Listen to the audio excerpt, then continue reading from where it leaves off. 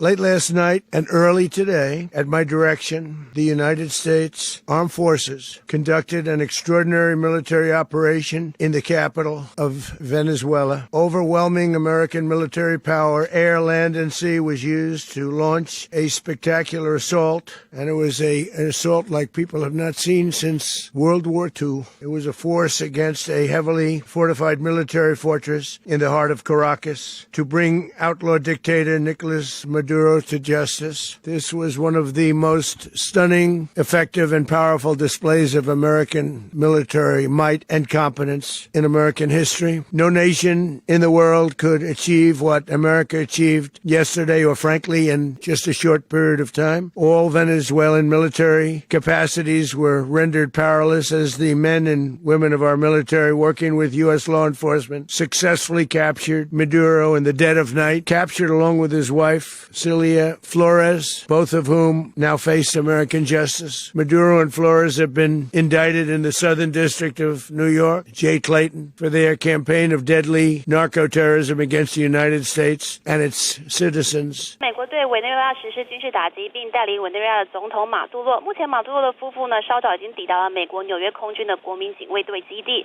虽然说目前后面比较暗，但是可以看到不少人已经走下阶梯。那马杜洛呢，也在人群之中跟着下机。可以看到这个套着蓝色上衣的巨姓应该就是马杜洛，他在大批的警力护送下入境。那美国司法部呢，其实也已经公布了针对马杜洛夫妇还有儿子的起诉书。他们预计呢，将在下周在纽约的曼哈顿联邦法院面临这个毒品还有武器走私的指控。而这个美国总统川普呢，也在这一波军事行动之后举行了记者会，指出因为成功了突袭并拘捕马杜洛夫妇，目前暂时呢是没有第二阶段的军事行动计划。但至于这个政权要怎么转移，原本呢一度外传说会由这个委内瑞拉的反对派领导人马查多来接管，但川普随后是公开否定，指出这个马查多缺乏支持，没有办法领导国家，并透露美国呢会在委内瑞拉立即接管，建立能够过渡性的行政管理，直到可以建立一个安全还有合法的政府。那有专家指出，为了避免这个卷入冲突，川普是没有考虑军事部署，但又想要委内瑞拉按照美国的意愿来改变政权，显然呢会透过和目前的委内瑞拉的副总统来合作。那对于美军抓捕马杜洛，联合国秘书长古特雷斯是认为这样是树立危险的先例，预计将在5号开会讨论。以上是我们目前掌握到的最新情形，时间还给主播。委内瑞拉夜空不断冒出橘红火光，连续爆炸声响触目惊心。美军3号突袭轰炸，马杜洛双眼遭蒙，双手上铐被押送离境的画面也随之曝光。This was one of the most stunning, effective, and powerful displays of American military might and competence in American history. 大赞美军完美执行任务，川普也公布自己全程及时观看美军逮捕马杜洛行动过程的照片，更透露第二次军事行动目前大可不必。We're going to run the country until such time as we can do a safe, proper, and judicious transition. So we don't want to be involved with having somebody else get in, and we have the same situation that we had for the last long period of years. 原本一度外传委内瑞拉前反对派领导人马查多将接掌政权，但川普已公开否定可能性，明确指出马查多缺乏支持，无法领导国家，而华府将会组成团队，并与马杜洛参与政权合作，实现接管行动。Well, the administration is not looking at any deployment. Their vision is that they will tell the Venezuelan government what to do. And if the Venezuelan government doesn't do that, then they will strike again, and they will use that threat of a follow-on strike to ensure compliance. 然而，委内瑞拉副总统罗德里奎兹依旧公开指出，马杜洛仍是委国唯一总统，并要求美国立即释放。中国同样齐声挞伐，谴责美国霸权。倒是，委国人民以欢声雷动庆祝马杜洛垮台，准备迎接全新民主世代。在新闻，黄泉报道。Ay, no. 好，当地居民呢就有录下了夜空被炸出猛烈火光的一个情况，而且黑烟您可以看得到不断的在往上窜。爆炸发生之后呢，其实很多地方都停电了，而且还有飞机在上空不断的盘旋。不过呢，由于不久之前呢，美国总统川普才刚刚好证实了轰炸委内瑞拉的一个码头，所以呢，就有媒体怀疑是不是美国的新攻击呢？但目前为止呢，这个五角大厦还有白宫都并没有正式的回应。Late last night and early today, at my direction, the United States Armed Forces conducted an extraordinary military operation in the capital of Venezuela. Overwhelming American military power, air, land, and sea, was used to launch a spectacular assault. And it was an assault like people have not seen since World War II. It was a force against a heavily fortified military fortress in the heart of Caracas to bring outlaw dictator Nicolas Maduro to justice. This was one of the most stunning, effective, and powerful displays of American military might and competence in American history. And if you think about it, we've done some other good ones like the attack on Soleimani, the attack on al-Baghdadi, and the obliteration and decimation of the Iran nuclear sites just recently in an operation known as Midnight Hammer. All perfectly executed and done.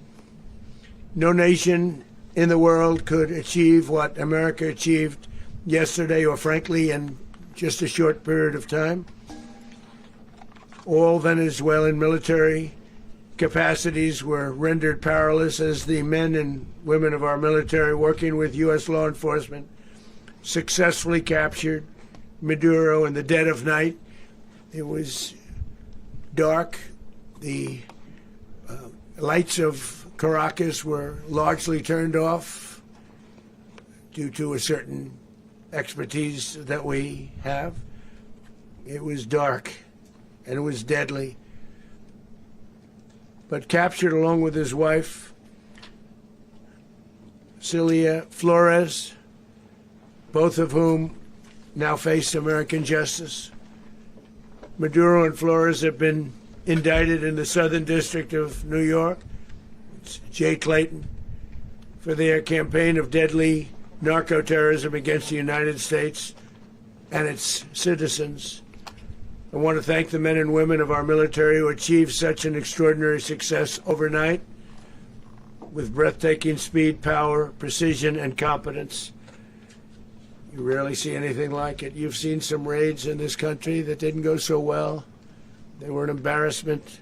If you look back to Afghanistan, or if you look back to the Jimmy Carter days, they were different days. We're a respected country again, like never before. These highly trained warriors operating in collaboration with U.S. law enforcement caught them in a very ready position. They were waiting for us. They knew we had many ships out in the sea. We were just sort of waiting. They knew we were coming.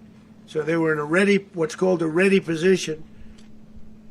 But they were completely overwhelmed and very quickly incapacitated. If you would have seen what I saw last night, you would have been very impressed. I'm not sure that you'll ever get to see it, but it was an incredible thing to see. Not a single American service member was killed, and not a single piece of American equipment was lost. We had many helicopters, many planes, many people involved in that fight. But think of that, not one piece of military equipment was lost, not one service member was, more importantly, killed. The United States military is the strongest and most fearsome military on the planet by far. With capabilities and skills our enemies can scarcely begin to imagine. We have the best equipment anywhere in the world. There's no equipment like what we have, and you see that even if you just look at the boats, we've knocked out 97% of the drugs coming in by sea. 90%. Each boat kills on average 25,000 people. We knocked out 97%. And those drugs mostly come from a place called Venezuela. We're going to run the country until such time as we can do a safe, proper, and judicious transition. So we don't want to be involved with having somebody else get in, and we have the same situation that we had for the last long period of years. So we are going to run the country until such time as we can do a safe, proper, and judicious transition. And it has to be judicious because that's what we're all about. We want peace, liberty, and justice for the great people of Venezuela, and that includes many from Venezuela that are now living in the United States and want to go back to their country. It's their homeland. We can't take a chance that somebody else takes over Venezuela that doesn't have the good of the Venezuelan people in mind. We've had decades of that. We're not going to let that happen. We're there now, and what people don't understand, but they understand as I say this, we're there now, but we're going to stay until such time as the proper transition can take place. So we're going to stay until such time as we're going to run it, essentially, until such time as a proper transition can take place. As everyone knows, the oil business in Venezuela has been a bust, a total bust, for a long period of time. They were pumping almost nothing by comparison to what they could have been pumping and what could have taken place. We're going to have our very large United States oil companies, the biggest anywhere in the world, go in, spend billions of dollars, fix the badly broken infrastructure, the oil infrastructure, and start making money for the country. And we are ready to stage a second and much larger attack if we need to do so. So we were prepared to do a second wave if we needed to do so. We actually assumed that a second wave would be necessary, but now it's probably not. The first wave, if you'd like to call it that, the first attack was so successful, we probably don't have to do a second, but we're prepared to do a second wave, a much bigger wave, actually. This was pinpoint, but we have a much bigger wave that probably won't have to do. This partnership of Venezuela with the United States of America, a country that everybody wants to be involved with because of what we were able to do and accomplish, will make the people of Venezuela rich, independent, and safe. And it will also make the many, many people from Venezuela that are living in the United States extremely happy. They suffered. They suffered. So much was taken from them. They're not going to suffer anymore. The illegitimate dictator Maduro was the kingpin of a vast criminal network responsible for trafficking colossal amounts of deadly and illicit drugs into the United States. As alleged in the indictment, he personally oversaw the vicious cartel known as Cartel de las Solas, which flooded our nation with lethal poison, responsible for the deaths of countless Americans, the many, many Americans. Hundreds of thousands over the years of Americans died because of him. Maduro and his wife will soon face the full might of American justice and stand trial on American soil. Right now they're on a ship. They'll be heading to, ultimately, New York, and then a decision will be made, I assume, between New York and Miami or Florida.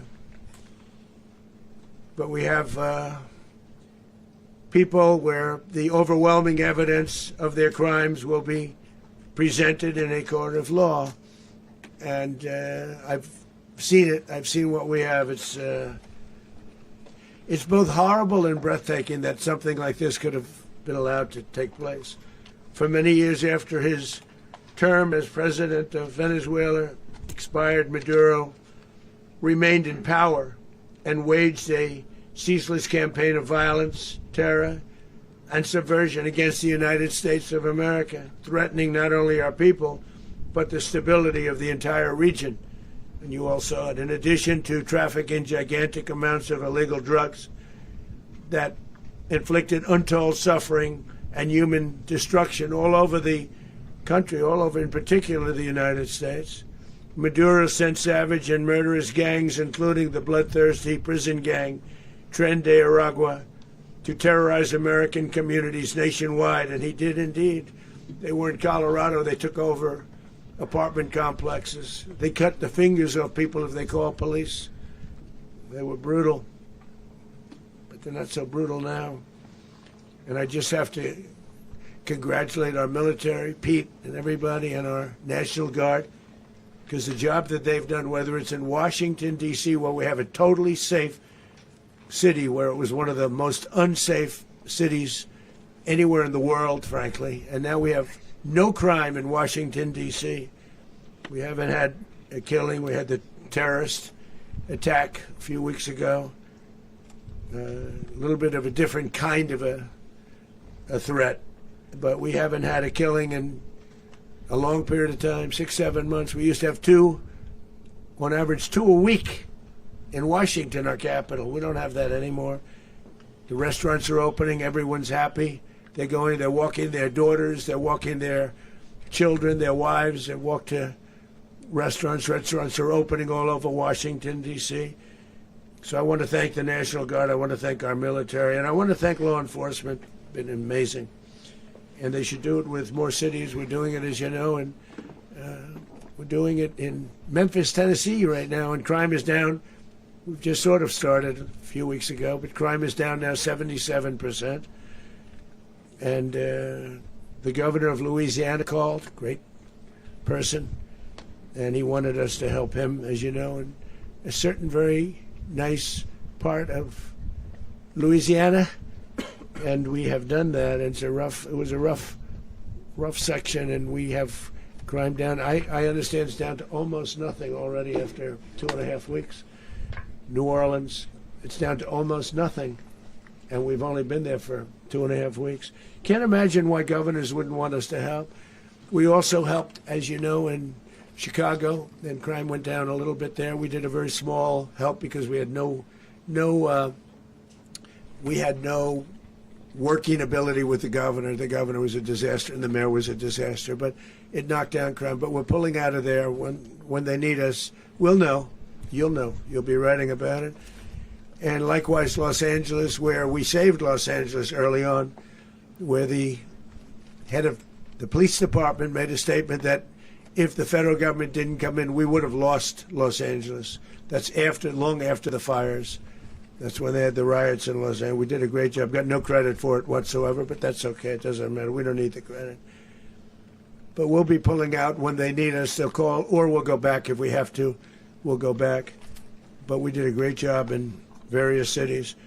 But the place that we're very proud of is Washington, D.C., because it's our nation's capital. We took it from being a crime-ridden mess to being one of the safest cities in the country.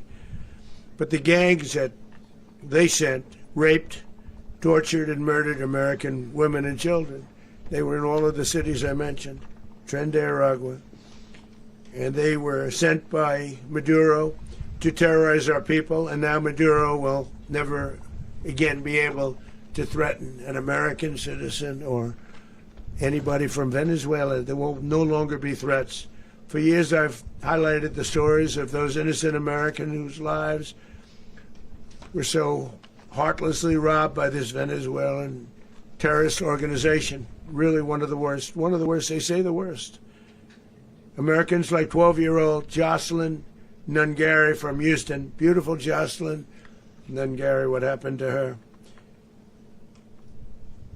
They, as you know, they kidnapped, assaulted, and murdered by Tren de Aragua animals. They murdered Jocelyn and left her dead under the bridge. There was a bridge that will never be the same to so many people after seeing what happened. As I've said many times, the Maduro regime emptied out their prisons, sent their worst and most violent monsters into the United States to steal American lives. And they came from mental institutions and insane asylums. They came from prisons and jails.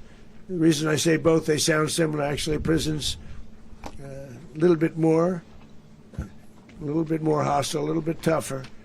A mental institution isn't as tough as an insane asylum, but we got them both. They sent from their mental institutions. They sent from their jails, prisons.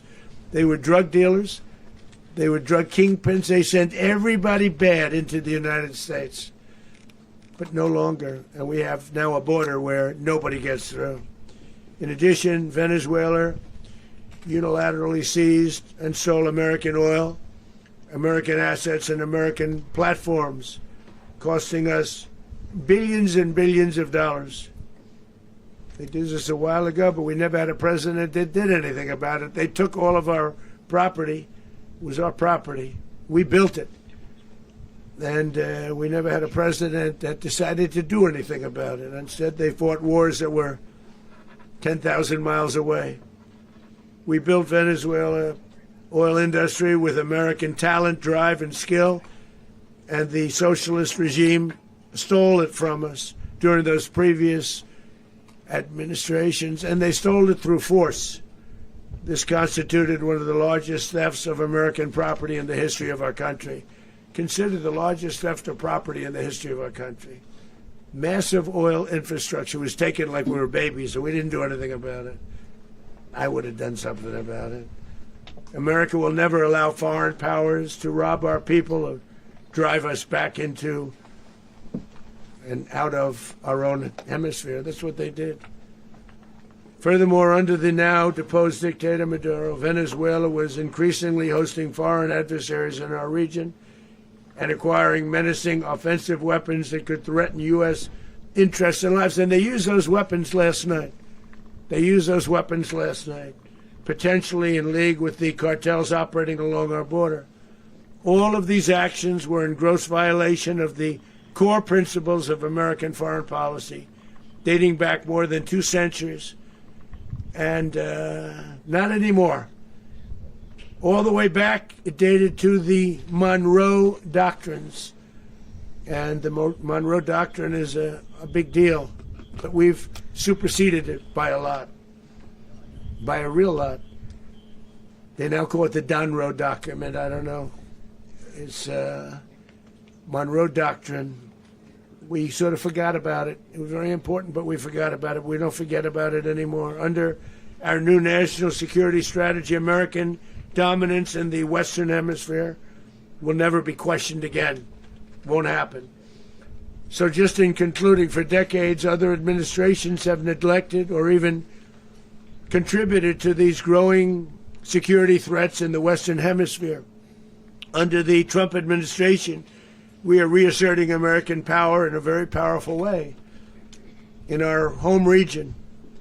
And our home region is very different than it was just a short while ago. The future will be, and we did this in my first term. We had great dominance in my first term, and we have far greater dominance right now. Everyone's coming back to us. The future will be determined by the ability to protect commerce and territory and resources that are core to national security. These are core to our national security. Just like tariffs are, they've made our country rich, and they've made our national security stronger than ever before. But these are the iron laws that have always determined global power. And we're going to keep it that way. We will secure our borders. We will stop the terrorists. We will crash the cartels, and we will defend our citizens against all threats, foreign and domestic.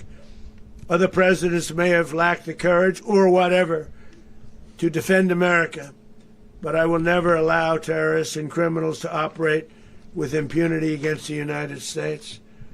This extremely successful operation should serve as warning to anyone who would threaten American sovereignty or endanger American lives.